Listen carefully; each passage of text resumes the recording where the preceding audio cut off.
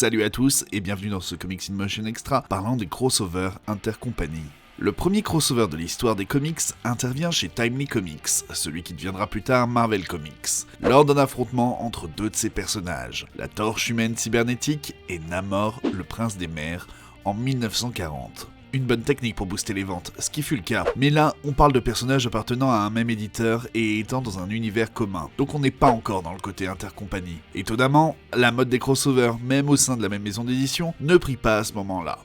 DC n'a pas attendu longtemps pour pousser le concept plus loin, fin 1940, en créant une équipe de super-héros, la JSA, la Justice Society of America, composée de Flash, The Sandman, Hawkman, The Spectre, Arrowman, The Atom, Dr. Fate et Johnny Thunder, créant par là même le premier crossover entre éditeurs, puisqu'une partie des personnages appartenait à National Comics et les autres à All American Publication, même si le tout était sous la bannière DC Comics. C'est compliqué. Il faudra cependant attendre les années 70 avec le fameux Superman vs The Amazing Spider-Man pour voir le phénomène prendre de l'ampleur et devenir ce qu'on connaît. Depuis, on a eu droit à pas mal de rencontres les plus surprenantes les unes que les autres. Parmi elles, on peut citer Batman vs The Incredible Hulk, les X-Men qui ont rencontré les Teen Titans, ou encore l'équipage de Star Trek qui a dû faire eux aussi équipé avec les mutants de Marvel, ou encore avec le Docteur de Doctor Who. Dans le genre plan A3, on peut citer le crossover Batman, Starman, Hellboy, ou encore Superman et Batman vs Alien et Predator pour ceux qui veulent s'amuser à 4. Envie de what the fuck, on peut citer la rencontre entre la Justice League et les Power Rangers, Archie rencontrant le Punisher, ou encore et toujours notre rouquin de Riverdale, mais cette fois aux prises avec le Predator. Enfin, dans les grands classiques, on n'oubliera pas l'affrontement entre les deux maisons d'édition majeure via DC vs Marvel, l'alliance avec les Wildcats et les X-Men, ou encore la Justice League of America faisant équipe avec les Avengers.